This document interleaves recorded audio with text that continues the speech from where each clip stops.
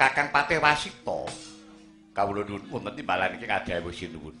Sawetara lega rasaning tiyas ingsun sakwise putraning Ki Durgandana lumawat marang pesanggrahan tepining Bengawan Bagirati saperlu bakal mboyong kondur putraku si Durgandini. Mung bayi, Patih aja wedi kangelan. Nyiratna sawetara wadya saperangan urmeksa katentremaning Praja Wirata dene saperangan ngawat-awatana akune momongamu si Durgandana. Kawula nok niki ngestaken dawuh paduka Kanjeng Junun kepareng ingkang abdi kepatihan amit Madapasilat kaya wis ora ana dawuh maneh. Tumenggung Nirbita wonten timbalan iki ngadhawuh sinuwun Butarna para wadya ingsun kundharaken daton nok niki ngestaken dawuh paduka kepareng ingkang abdi ing temenggungan amit Madapasilat. Sepitra katarika wau riwuhna paripurna sabdanira Sang Bumenata ya kundharaken daton yak ngarsa tengkep mrikala Muncinandra kunduring Sang Karta kathah para brahmana ingkang samya amemuja brengeng suarane panyayah suarane kombang.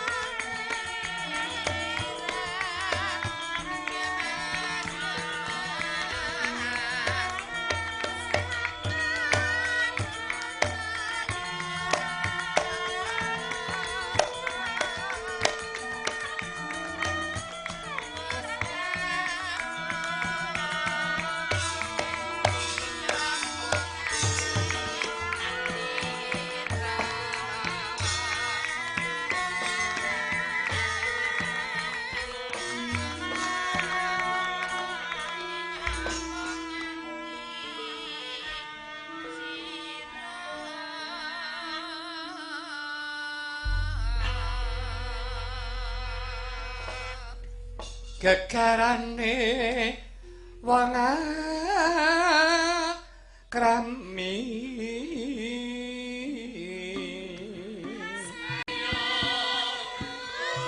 kene nduk maju kene lungguhe ya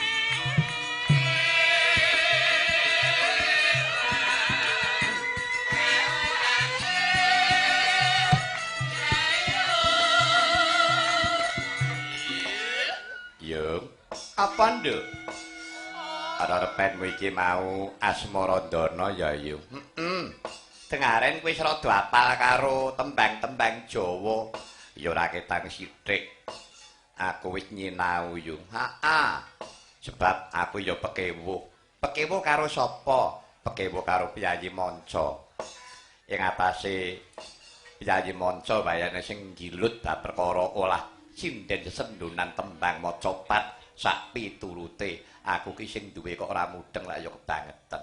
Oh ngono. Iya, ya syukur. Nek pancen kowe gelem mersudi bab perkara budaya kang adiluhung mau. Iya. Becik aku ya nyengkuyung ben di tutuke sik nduk. Iki sing nembang sapa? Iki mau sing nyekar Mbak Sugiyarti. Oh, Mbak Giyarti. Ya, saka Banyumas. Oh, ngono. Ya. Komplit ya yung bengi. Komplit, Nduk. Heeh. Ki sing saka Kebumen uga rawuh. Ya. Mbak Sopiah. Heeh. Mbak Sopiah. Saka Kebumen. Ya. Men saya regeng. Men saya regeng, Nduk. Cobi pun telasak rumiyin, Mbak Giyarti, monggo.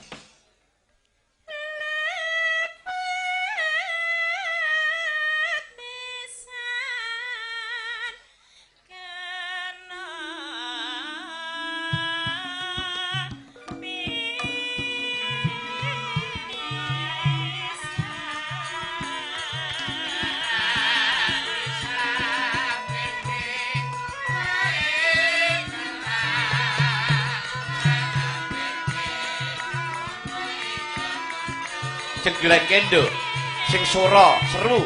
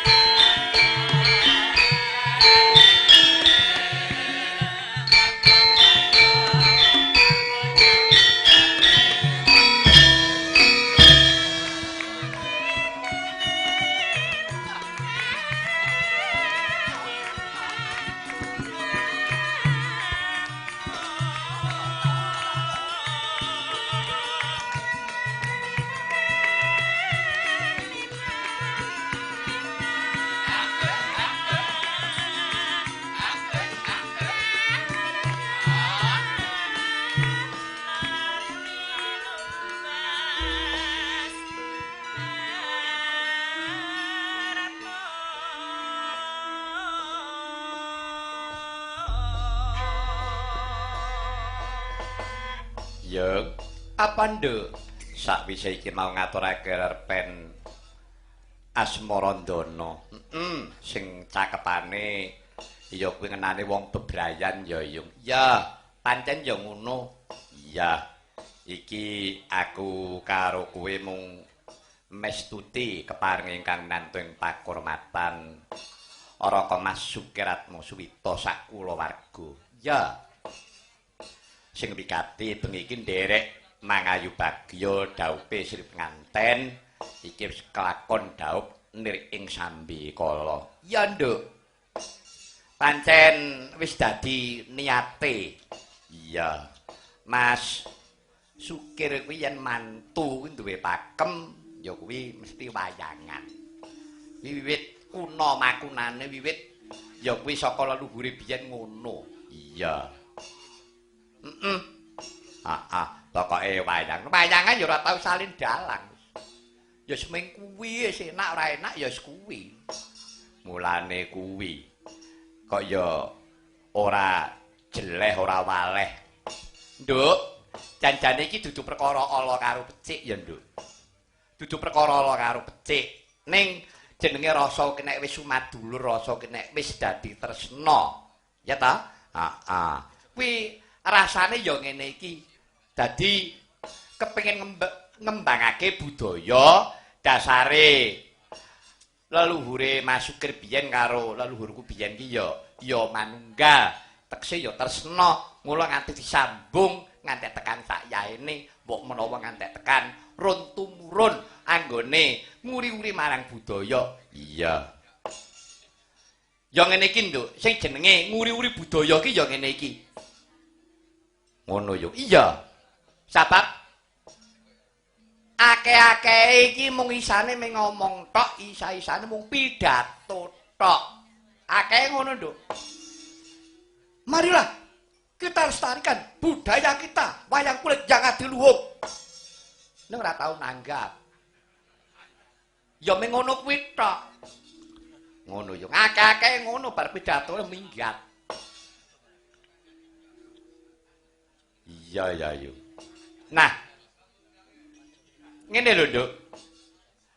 Sareh ning wayang kuwi bola-bali wis tak aturake. Wis entuk ya kuwi penghargaan saka dunia. Tur iki ana kongres ana ngayuja wayang ASEAN. Tur iki ana Munas Musyawarah Nasional Pepadi Persatuan Pedalangan Indonesia. Wiwite mau. Aku jane ya entuk undangan. Ning aku ora teko. Lah ngopo? Lah begini nyambut gawe kok. Awane ya tata-tata. Tata-tata ngopo? Turu. Ning turu iki. Nek jaman biyen ngono, Nduk, tekse ragaku ki isih kuat. Ya saiki ra wis kecorok tuwa, umurku ya wis swidak, ya ta? Mulane kebak ing pengati-ati sebab apa saiki penyakit ora cemepak to. Iya. Tenan, akeh obat, akeh penyakit. Walah, wis biyen, Nduk. Jaman cilik aku ki lelara ki ming cacahe ora akeh kaya saiki, Nduk. Popole ming ngelu, mules, beleken, ya ta? Ora weteng, nek wetenge gedhe diarani anu kuwi busung ngono kae. Saiki kok ora. Medeni tenan. Terus lara sempruk. Apa? Kaene ra iso apa-apa, setruk kok sempruk. Sempruk isinden. Oh iya, Dik. Mula tenan, Nduk. Iki aku sing diparingi Bagas Waras alhamdulillah wis saka keparinging ya Gusti sing gawe urip supaya aku kene nglestarekake budaya. Nah, gandeng saiki kuwi wayang wis entuk pengakuan saka dunia. Iya. Mula kongres pewayangan iki sing dituju piye to supaya wayang kuwi iso ngrembaka, iso ditampa karo bocah nom. Ngono yo. Aja mung nyalahke bocahe nom, Nduk. Aja nyalahke sing nom. Wah, saiki cah nom-nom ora seneng wayang. iki dudu perkara seneng karo ora seneng, Nduk. Nek ning lelakon kaya ngono kuwi sing kawogan ya ayo cancut gumregut piye carane supaya wayang kuwi disenengi meneh karo bocah enom. Aja nyalahke bocah enom, Nduk. Ngono. Nek tuku gawe cara ki biyen Nduk ngantek-ngentekke nalar, ngentekke akal. Ya ta? Wayang nganggo beduk, nganggo trompet, nganggo keyboard, nganggo lampu biar pet. Tak beteke aku iki supaya bisuwa ya kuwi disenengi karo bocah nom-nom. Wayang kuwi supaya bisuwa ya kuwi njalari bocah nom kesengsem. Ngono. Oh, kuwi to ya. Iya, Nduk. Iya, dadi pirang-pirang cara ditindakake. Iya. Nah, ning ngene, Nduk. Supaya wayang iki berkembang meneh iki janjane ora mung dalange tok sing kudu tumandang. Ning telu-telune ngatunggal kudu rumagang gawe. Contone pemerintahe yo ngatekke. Terus senimane yo mersudi, rakyate, masyarakate mendukung. Carane pemerintahe gelem ngragati. Ya saora-orane gelem wayangan. Ngono. Nek perlu istana negara wayangan kaya biyen kae. Presiden wakil presiden gelem wayangan, DPR wayangan, menterine wayangan, gubernur. Ya ta?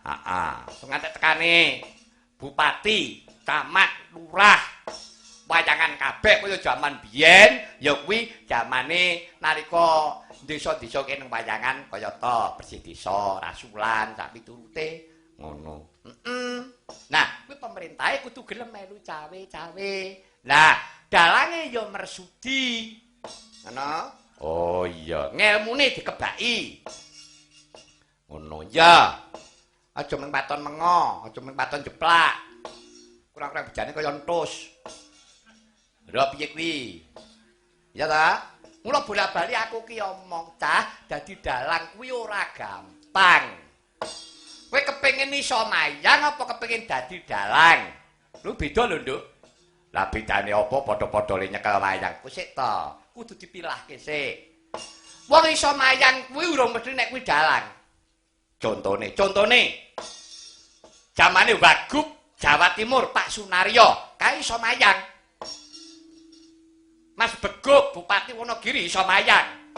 Pak Untung Bupati Sragen iso mayang. Ning metu jedul kaya Pak Beguk, kae Pak Bupati Wonogiri. Mas Untung miyos, Pak Bupati Sragen, ra ngono.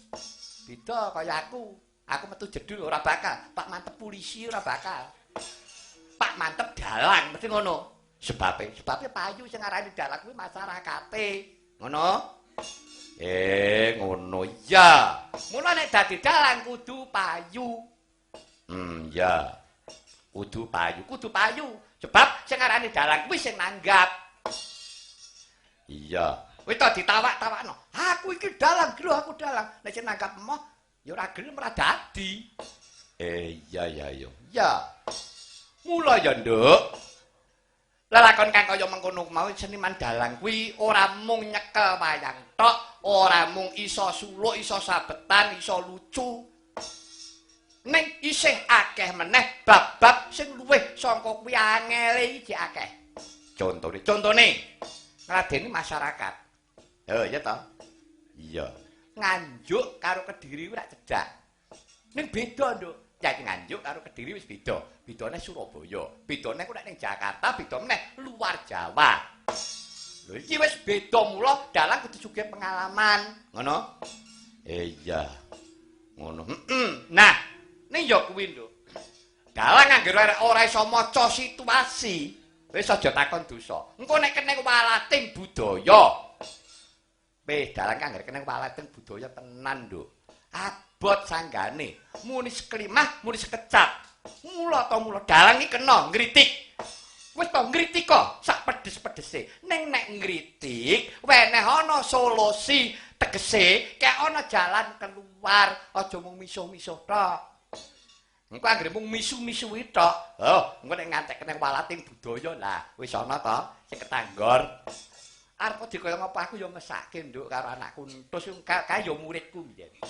Tau melu aku, tau sinau karo aku, arep dikaya ngapa. Wis tak tiliki, Nduk.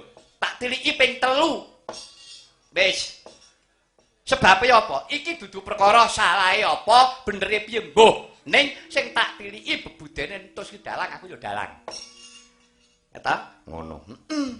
Dadi nek tembung saiki solidaritas, ya tak kei semangat wis terus kudu mbok trimake sik. Nggih, Pakde.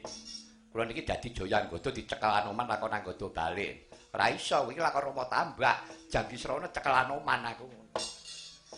Lah iya. Mula lakon ana sik, kebak ing pengati-ati. Kuwi ning jroning penandang iki, kowe iku ora usah muka-muka, ora usah golek pengacara pas entek duitmu aku. Wis, sekabehing lelakonmu kuwi akonono. Ya, Pak, saya salah. Wis ngono bae.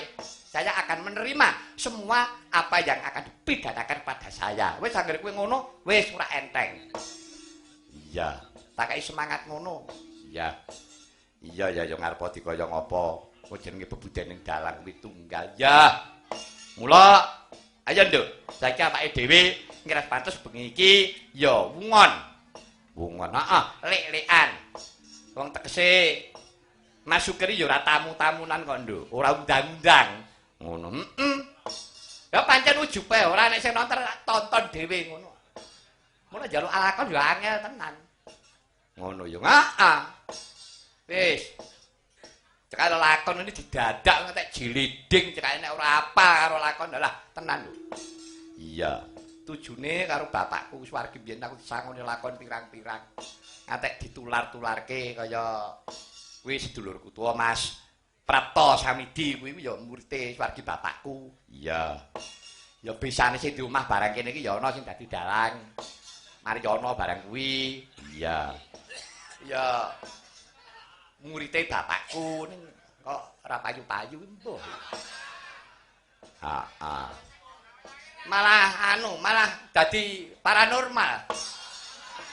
Paranormal apa malah dadi ra patek normal. Ya ngene Nduk, perkara mbuh payu mbuh ora ning disangoni perkara ngelmuning dalang ngono. Nuwun sewu bapakku kae wong keras Nduk. Ngono. Aja meneh kok mulang wong liya jenenge mulang anak. Kuwi nek mulang anak kuwi balah biyen nek ora ngerti dikira wong tuwa kejem karo anak. Wis saiki pikiran. Aku iki jaman Cik Joko aku kelingan. Nganggo wayang kelaruan. Arep mayang eneng ngendi kuwi ning daerah Nglarangan kono. Ngendi kuwi? Daerah Tak Kramat liwat tengene kono. Jam 4 aku digugah karo Suwargi bapak dijecek. Aku iki. Tangi. Yae kok micek kae. Hei, gerobake ayo ndang mangkat kono. Nggih, Pak. Mulai tekan kono wayange dadi tata, sumping. Nggih. Wis, tenan. Jam 8 tekan gone. Wong le wayang asdina sepengi aku ki nata debok dhewe, terus yo nyumping wayang. Lah, agek entuk separo. Separo sumpingan sing tengen sing kiwa urung. Lah, karo sing di omah aku ki dikeki sarapan kon mangan nggo Mas, mang dariyen sarapan riyen. Oh nggih. Aku iki kokoh bapak teko. Arep bapak teko medhun saka sepeda. Bapak cancut karo muni-muni. Gawean rung rampung kok gaglak kae. Wis piye ngono kuwi wis. Ya gandeng aku ki wedi karo bapak tak salehke pin ora sida mangan. Mongko bakale awan niku aku ngendang wis piye.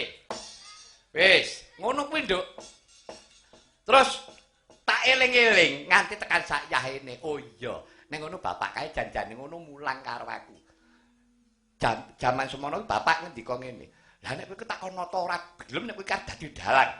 Kowe wayang kowe ora apal, utekmu apa iso mikir. Kowe wayang dengkleh-dengkleh kok ora dadani sik. Yo, dadani sik. Wah, wis tenan lho.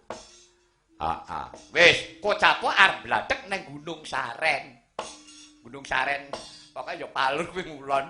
Aku kelingan sak yaene. Wis, bareng ngono aku kuwi kon goncengke bapak. Lah, pinggir desa kuwi eneng kalenan gupakan kebo. Kuwi eneng pringe, eneng pring camplang nek bapak wis ngomong. Hati-hati lho ning kono kae abene ning wote kok medhun ning kono. Nggih. Lan delalah aku kuwi ngantuk. Lah wong bengi ya kan mayang tok. Bapak ki gonceng lah bareng ngantuk cemplung ning kono kuwi. Pak kecopak ngono. Ya Pak, ya jian. Matamu ki piye? Ngece apa? Kaya ngene ki piye? Lah kula ngantuk apa lah bapak wau kok nggih. Aku yo ngantuk. Wah, Gusti aku. Mulane bapak karep mayang ngumbahi jarik sik. Oh. Oh, bladegan oh, beda karo saiki, Nduk. Nek dalang saiki rak kementhus. Budal kok omah ngono. Nek sok-sok isih nganggo batik. Wah, jan. Nglijrit kae nek biyen ora. Kok omah wis diarikan wis wiron sabukan kerisan numpak pit. Oh, kuwi tenan. Ngono, heeh. Terus tase lulang dikoke dalangan ngarep kae. Ayo. Tase iki anggere obat mati ora nyekrupiak. Apa keprak? Lah iya, kaya ngono kuwi nduk sejarahe. Lah iya. Ning ambak kaya ngono tetep dadi pengeling-eling. Iya. Iya. Mula, Nduk. Bengi iki ayo, iki jeneng nyambung katresnan. Apa meneh jeneng eneng. Eneng daerah Palur, Puturejo sakiwa tengene. Heeh. Awake dhewe iki paribasan kaya mulih nyang kandange. Iya. Ya, iki arep ngaturake apa ya? Kusik, Nduk. Iki sadurunge aku ngaturake gending iki ana raretan ya kuwi menika saking kula Mas Sukir salebetipun limbukan kasuwun Iyang Rajiman. Oh, Mbah Rajiman sing biyen kae kulino nyekar. Heeh. Pareng nyekaraken kriptanipun piyambak ya menika bawa pangkur kalajengaken sinom parijata bawa dandang gula dawastya tuhu. Nggih, mangke riyin saderengipun menika kula nyuwun senjata pitulung kula badhe ngaturaken rumiyin pambukane ngatur kula. Oh iya. Sambung rapetipun kaliyan kawontenan. Nah, iki aku bener-bener ngritik, Nduk. Ngono. Sing mbok kritik sapa? Sing tak kritik ya kabeh. Aku nek ngritik ora wonge kok aku ngritik situasine. Kahanan kaya ngene iki lha kok entuk-entukane piye benere piye karepe dipenggalih karo sing midhangetke. Ngono ya. Aku tak ngaturke lelagon aku nggawe lagu anyar. Judule Jaman Edan. Jaman Edan. Ya, Jaman Edan aku tak nyuwun ngampil ya kuwi bawa ya sing disebut sinom sing cakepane ya kuwi amenangi Jaman Edan kuwi serat Kalatidha seratane Raden Ngabehi Rangga Warsita. Oh iya kuwi pupuh ping 7. Heeh. Ya tunggale cetak nggo sulukan mau sore iki rak serat Kalatidha. Heeh. Dadi iki sing sinom pupuh sing kaping 7. Iya. Engko terus dibacutke ya kuwi lagu Jaman Edan iku sing gawe aku, Nduk. Oh ngono. Heeh. Iya. Dadi engko dibacutke. Ya, ning aku sadurunge matur, Nduk, iki kritikan, Nduk. Aku ngritik tur kritikane pedes. Iya. Ya nek sing kena aja gerah penggalih. Mula ya marenana. Iya wong kabeh kuwi ledok ning banyu. Lah iya to. Ledok ning banyu ki grojoke mengisor, Nduk. Anggere saka dhuwur ki banyune bening, tengah bening, ngisor ya bening. Nek kok capo. Nek kok dhuwur ki wis butek teko tengah diubek-ubek, ngisor dadi penyakit. Moko sing entuk penyakit sapa? Wong cilik. Mula tembunge wong cilik ongklak-angklik, lungguhe mung dingklik, mangane mung setitik, uripe nggo ancik-ancik, nek ning geger mati sik. Lho wong cilik. Apa nek ning geger sing dhuwur mati? Ora. Ya awak dhewe ngene iki sing ngisor kene dicek-icek terus. Mula sesantiku. Nah, iki sesantiku kagem para-para sederek-sederek kula ingkang sami badhe nyalonaken pribadinipun. Nyalon wakile rakyat. Kula nyuwun titip. Titip apa? Kula nyuwun titip. Rakyat panjenengan sakniki pun do pinter. Rakyat panjenengan sakniki wis do pinter-pinter. Pintere ora diwulang, pintere mergo diapusi. Pirang-pirang puluh tahun diapusi terus, didak-dak terus, hak-hake mula sakniki grundel, atine ngronjal. Wis niteni tenan. Mila kula nyuwun kanthi sanget ingkang badhe nyalonaken diri kebaken pengati-ati, aja nganti mung niru lekase sing jaman demben. Lelakon wis kelakon dadi ya pengilon. Nek kuwi elek aja ditiru. Ngono yo. Heeh, Nduk. Kuwi sesantiku. Monggo kabeh partai apik. Ora eneng partai kok Ngejak elek, mesti ngajake apik. Nek perkara praktekke mbuh. Ngono. Heeh. Nek janji wis to, muluk. Wah, jan kaya enak-enak digaglak ae. Nek kedadehane ya lah nek ora urung kaya ndek mbene ngopo mula aku semoh tenan lho. Wis, pilih mayang wis. Ngene iki gambleh aku cangkem-cangkeme dhewe. Njejeki kotak-kotake dhewe, wayange dhewe diengkuk-engkuk ora ning wong arep bengok-bengok. Lah iya. Aku ditawani. Alah mboten aku ngono. Tenan, Nduk. DPR pusat aku nek gelem wis rasa kangelan ditampani plek. Ora usah nganggo dhuwit. Ana, Nduk. Ning aku mau aku duwe bidang dhewe kok. Aku ya nggon kesenian iki, Ndekku wis entuk pangane kene. Kudu nrimo, percaya diri. Wong kanggere percaya apa sing diduweni, wis kuwi dimanfaatke karo dipeng tenan. Wis insyaallah, Nduk, ku dadine ra apik. Ngono ya, Yuk. Heeh. Monggo, Mas, kula nyuwun salah tunggal kakung. Kula aturi mbawani amenangi jaman edan didadekke lagu jaman edan. Kendangane nyilih kendangane Suwargi Pak Narto. Nika Mas, kaya goyang Semarang nika. Oh iya. Nyilih kendangan ngono kae. Ya. Mula sadurunge wis tak aturke kok, Nduk. Oh iya. Heeh. Monggo Mas, salah tunggal. Mas Sunar kenging. Monggo. Amenangi jaman edan. Monggo menika kula aturake sedaya para tamu dipun suraos sareng-sareng. Mengke nek kinten-kinten lagu kula mengke salah kula mang bengoki. Niku salah Mas mantep. Mang opahi sendika. Ngono ya. Heeh, saiki demokrasi kok, Nduk. Iya. Ya mergo saiki rakyat wis pinter kuwi. Ngono. Heeh. Ya wedine nek tembakku ki kok bener ya syukur alhamdulillah. Lho Mas. Ewo aya ing pambudi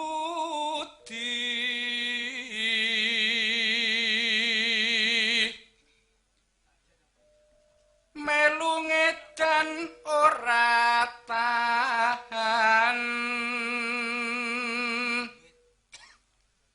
yen tan melu anglakoni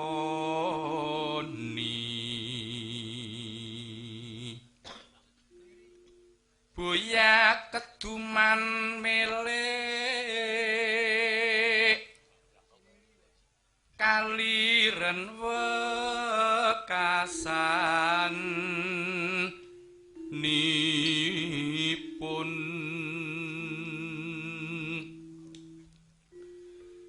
dilalah kersa Allah bejo bejane kang lali luweh bejo kang eling lawan was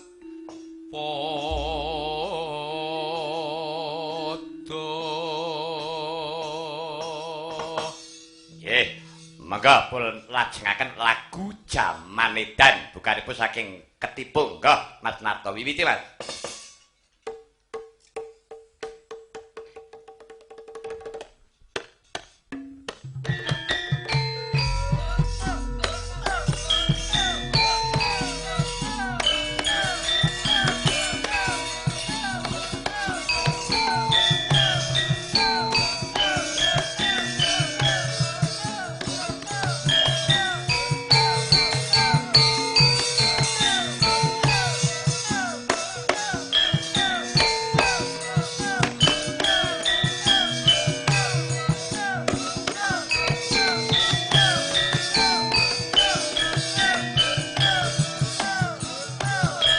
Ya.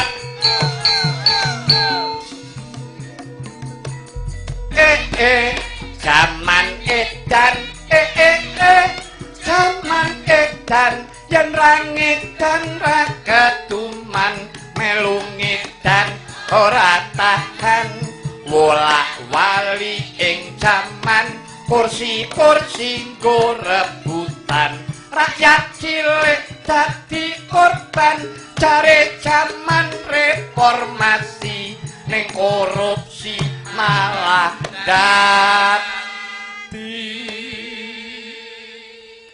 dhuwur subur tengah makmur ngisor dadi ajur mumur ngerti hukum jebule rusak tatanan dum-duman duit sogok-sogokan jaman edan sing edan nali pangeran yo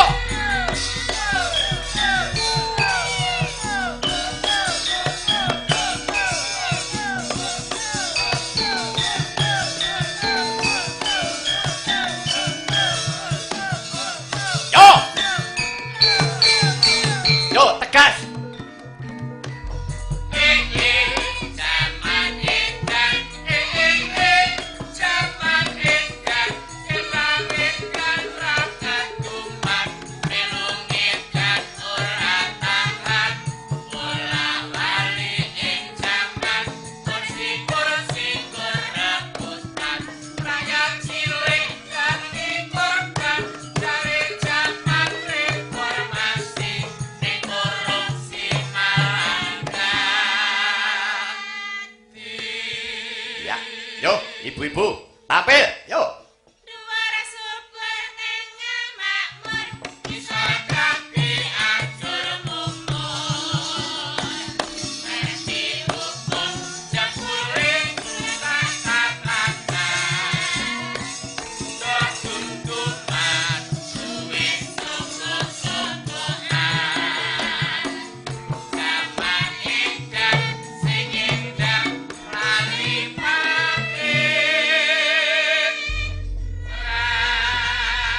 wah kira dirasake yo pedes tenan yo pancen lho titikku gawe sasi Juli ndek nalika aku ditimbali karo Pak Tanto Kapolri Hari Bayangkara iki jantikku gawe urung suwe terus tak tokke pisanan ning kono ndelalah sing nimbali karo panjenengan Menpan Pak Taufik Effendi malah tak suwunke dawuh Pak niki lagu kula sakula damel ngeten iki jaman edan iki pedes napa mboten Pak kritikanipun Pak Tanto malah ngendika itu pedes Pak Mantep tapi enak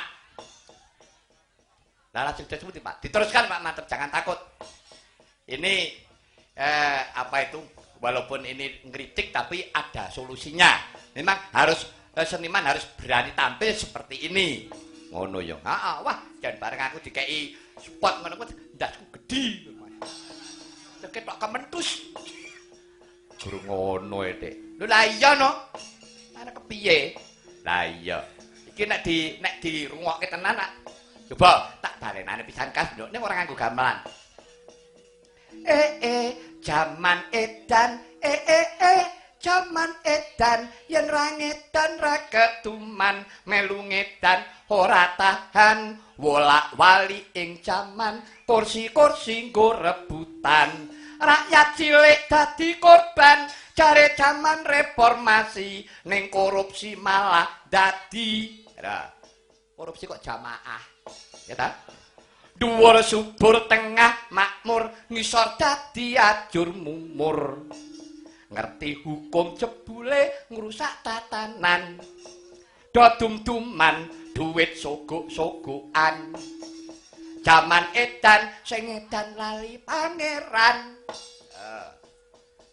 kok ngono kuwi lho andene kok mencari keadilan kita mencari keadilan alah Mas ora petuk ora iso karo goleki keadilan nang hukum kowe ndledek kok ngene kok nek kepengin golek adil kuwi hukume kudu jejeg sik lah nek hukum ora jejeg adile apa lahir oh iya ya lah iya penggede-penggede gaglake dite rakyat kok arep ngopo penggede sapa ya penggede-penggede kae kepiye ngerti hukum genah ngene iki salah lho kok ditindakke ha nek sing nindakke kok ngono kuwi Pak Ijo karo Pak Imin kuwi monggo tegese ora ngerti hukum lah kuwi ngerti lho wis nyekel pradata hukum tur nek ngene iki hukume semene taun mudeng lah kok nyolong wis piye kuwi wajibe kudu dihukum sing sak abot-abote. Sebabe ngerti hukum.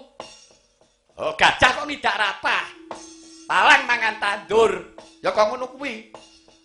Ning ora saiki ora gelem ngekeki hukuman sing abot, malah gawe undang-undang anti pornografi. Lha.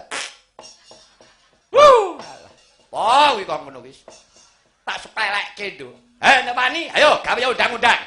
Korupsi dihukum sing abot, dihukum sak ceke urip. Ayo wani ora? Sebabe apa, Nduk? Takon sebabe apa? Sebabe apa? Sing marai miskin wong Indonesia sapa? Ya kuwi, bangsa kok ngono kuwi. Wis. Nek duit negara, duit rakyat ki ora dicolongi. Jalan tol Surabaya, Jakarta kecekel, Nduk. Ayo. Kuwi tenan. Ngono, heeh. Lah iya. Oh, dadi tenane ya kaya ngono kuwi ya. Mula to mula, Nduk. Awake dhewe saiki wis tenan. Aku njaluk apa meneh. Saiki partai sing telecek ora karo-karo. Lah, wit-witan awah gambar. Aku ki roh. Lho jenenge maku ya gambare kaya pas nggon moto iki kepiye to ya. Kaya ora mesake aku. Lha-mile karuan wong maku pas moto alah. Gendera pirang-pirang dene anyar, gendera selawis-lawis kae. Letek-letek malah ngregeti kutha. Jare njaga kebersihan. Lah iya kuwi jenenge wong gambar ya wis ben. Ya semoga-moga nduk awake dhewe dedonga. Heeh. Ora kok jeneng aku iku ora seneng partai, seneng. Ngono ya. Heeh. Ning aku kebak ing pengati-ati nduk. Ngono ya. Ya. Wis, aku kapok sing wis mulane aku kebak ing pengati-ati. Ora kok jeneng aku iki moh ditangkap partai ora. Monggo. Partai apa wae silahkan. Monggo. Tak aturi nimbali aku. Ngono ya. Heeh. Pamane, saiki partai A nanggap aku. Engko nek aku bar mayang ngene partai A, aku tak mayang ngene partai B. Nek bar mayang ngene partai B, aku tak mayang ngene partai C. Ngono lho. Dalang kuwi netral. Kok netral? Lah iya no. Wis pikiran. Dalang ki melu sapa? Dalang ki melu rakyat. Dalang kuwi dudu duweke partai, dalang kuwi duweke bangsa. Bangsa Indonesia kabeh duwe. Oh ngono. Heeh. Wis ana lho, Nduk. Sing ngarep ya kuwi ngrangkul karo aku iki Bloko Suta. Pak mantep, sampean pun suwe to nganggo partai iki nggih. Saiki sampean kudu gelem. Nggih, terus sampean melu partai kula. Oh nggih. Pun kula stokke wis tak bandani, Mas. Tak ewangi-wangi partai sampean tak gedhekne. Wis sak rusake cangkemku tuku arep apa kampanye. Ning nek aku ora mayang aku mbok kei apa? Kowe duwe kompensasi apa karo aku sebab aku duwe yoga, duwe sinden. Nek aku ora mayang mbok kei dit ora? Wah, yo saya enggak berani jamin. Ora berani jamin yo wis aku yo ngono. Kowe nanggap nek kowe penting bae, nek kowe butuh aku tak mayang. Programmu apa? Partaimu programe piye? Kene aku tak dalang. Tak tawake, aku nawake plong. Partai iki programe ngene. Aku masyarakate nek gelem nyoblos ya alhamdulillah. Nek ora gelem aja nyalahke dalange. Ngono ya. Heeh. Nek ora ditanggap kowe. Lho, aku ditanggapi apa mung dikai dhuwit tok? Aku ya ngetokke utek iki mangsamu. Lho, gawe senenge wong akeh nek wayang aku elek ya dicacat. Piye to? Bareng-bareng, Nduk. Ora nang-nangan. Oh ngono, heeh. Oh iya. Dadine seniman ki penake netral. Wis melu sapa-sapa. Ning yo netral tenan, aja ngugemi partai. Wis. Perkara nyoblos wis sok ora ning wong weruh, awake dhewe wis duwe apa kuwi jago ibarat ana jroning ati. Oh ngono. Ning yo kuwi, Nduk. Nek kowe iki wis nyekel jago, tegese nek kowe wis isik jago tenan, upamane kowe nek kowe bandingane partaimu A ya, engko nek partai B nggawa dhuwit 50 ya aja gelem. Harga dirimu kuwi mung 50.000, luwih akeh timbang kuwi, ngono. Ah, mulane kene iki lho, rusake bangsa Indonesia ki ora duwe harga diri. Mergane ya kepepet kuwi mau. Semari nepet sapa? Wong dhuwur meneh, kemiskinan ki nduk tenan wis to. Kuwi bahaya sing paling abot yo penyakit sing paling lara dhewe. Ya kuwi kemiskinan kuwi. Oh iya. Iya, lah saiki solusine. Nah, saiki solusine apike piye? Iki. Nah, apike, Nduk? Saiki ayo maju bareng-bareng. Sopo presidene? Ya. Wis sapa presidene, sapa wakile, sapa menterine? Monggo. Tak sumanggake kuwi pilihane rakyat. Ayo saiki bareng-bareng wiwit saka presiden tekan RT maju bareng. Aja ngelek-elek sapa-sapa, sing elek dhewe wis ditinggal. Ayo awake budidaya murih becike piye. Nah, saiki presiden yo nganggo pakeme presiden, pakeme piye sing apik. Nah, nek Pak Gubernur piye? Pakeme gubernur. Pakeme bupati piye? Pakeme dalan piye? Lah lungguh ana pakeme dhewe-dhewe. Lah mongko ora pakeme dhewe ora rampung, ngelek-elek pakeme wong liya. Lah kuwi malah dadi penyakit. Aja ngono. Oh, ngono. Heeh. Sing akeh-akeh nyalahke dalange. Dalang ora manut pakem. Aku ya kandha. Aja meneh kok dalange pemerintah ya ora nggo pakem, aku ya ngono. Mula rakyate kocar-kacir. Iya ya yo. Heeh. Mula wis aja ngelek-elek sapa-sapa. Yo mlaku bareng. Budidaya becike manut karo kodrate apa sing disani. Pedagang ya dagang. Sing petani ya petani. Iya aku njaluk wong duwe duit kuwi aja seneng ya kuwi ndelikke rabuk.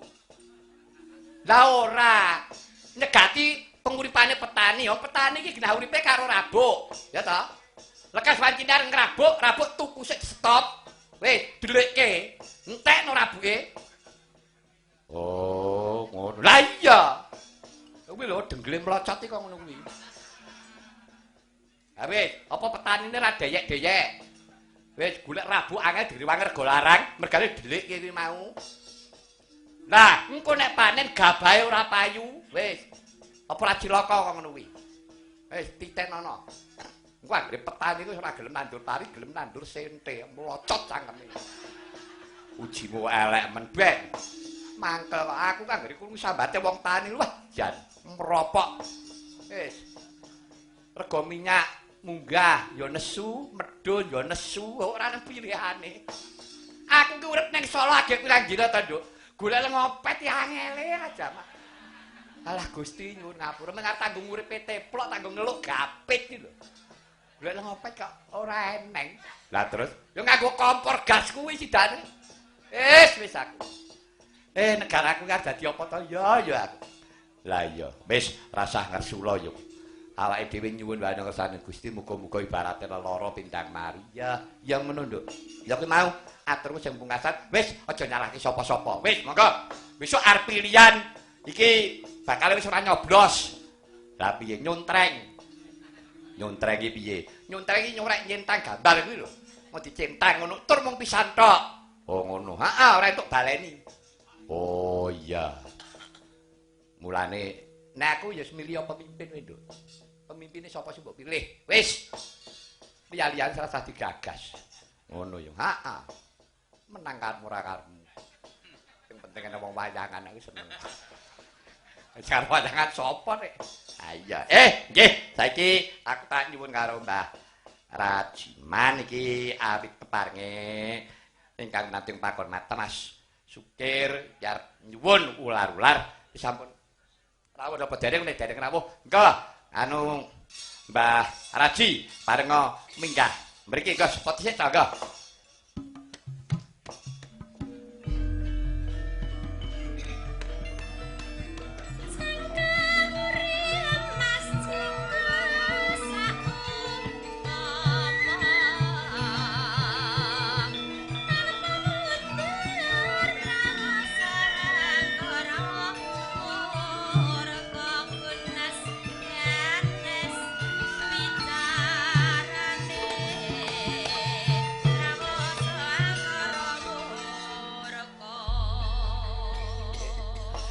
Sugeng dalu Mbah Raji.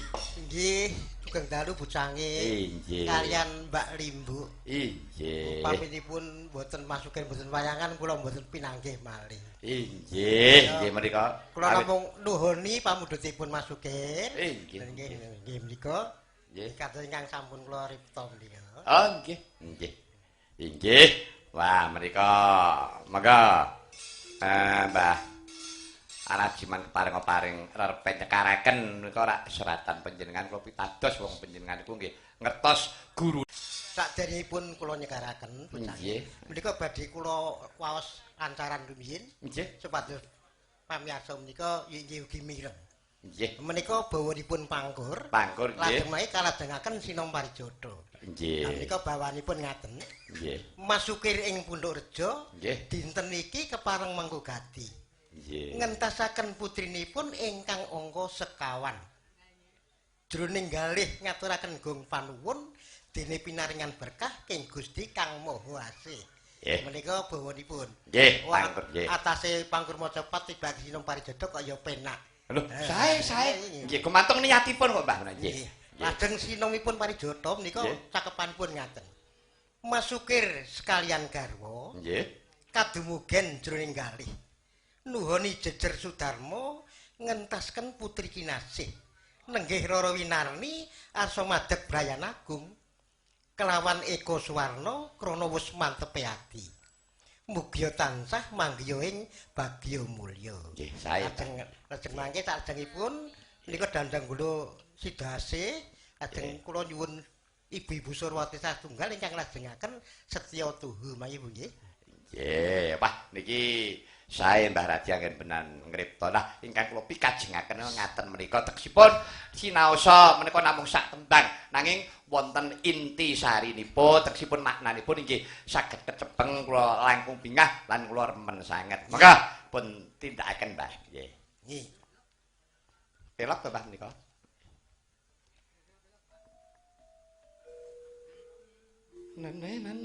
Nano mesinipun nek. Masuk ing Puntuk Reja dinten iki kepareng mengku gati ngentasaken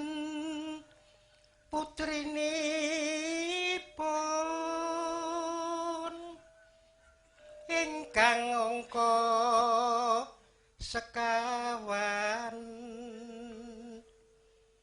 jroning galih ngaturaken gong panuwun dene pinaringan berkah king Gusti Kang Maha Asih.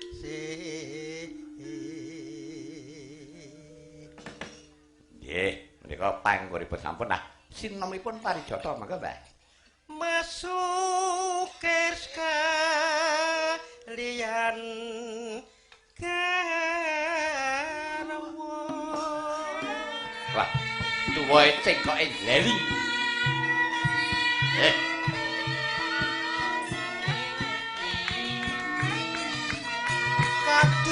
Kadumugen jroning galih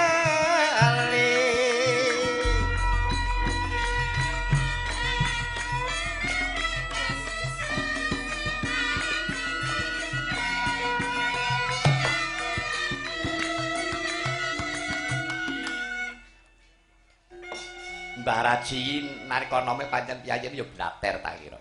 Ngono ya. Iya. Wis to titenana. Seniman iki jaman nom-nomane anggere blater tekane tuwa ya suarane siape. Ngono ya ya. Cip guna. Enggak, Mbah? nuhun jejer Sudarma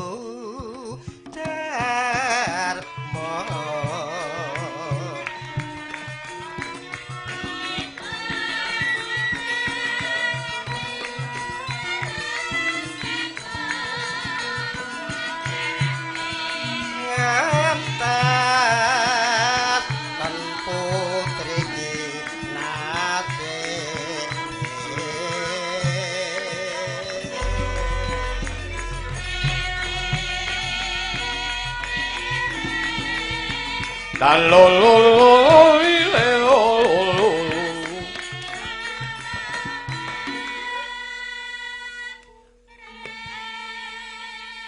Aku nek neng ngadepi Surawati ayu-ayu kok ndredeg nek.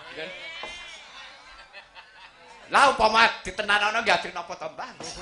Oh jenengan nggih musami kalih kula kalih suarane tok mawon kok.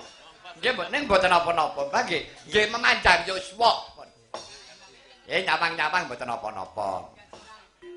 Nenggih rawi narni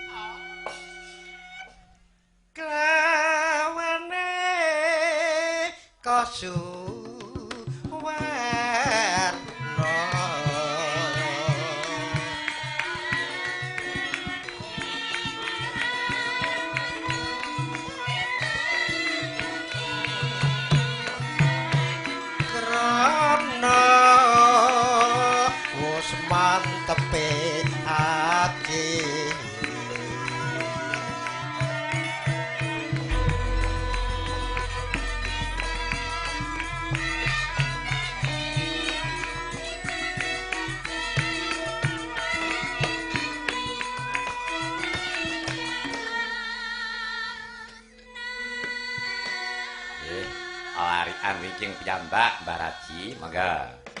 Ya wong tuwa pisane mono mangestoni. Nggih. Mugia tansah manggi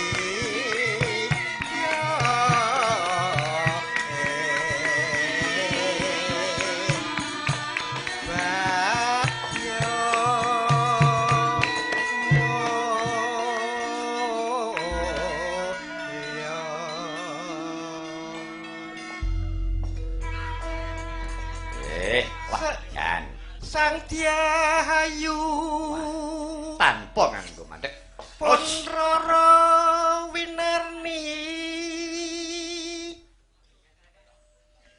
dawuh kaliyan Eka Suwarna krana wasami mantepe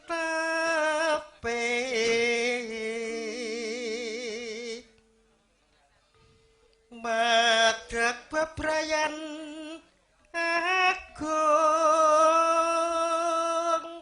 linam baranati kang suci kaiden Prasudarma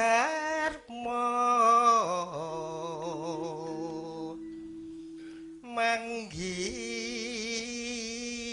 ya rahayu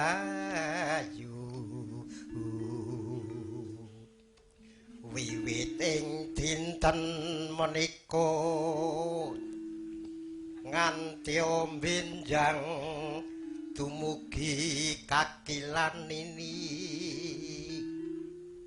setya tuhumu kianto.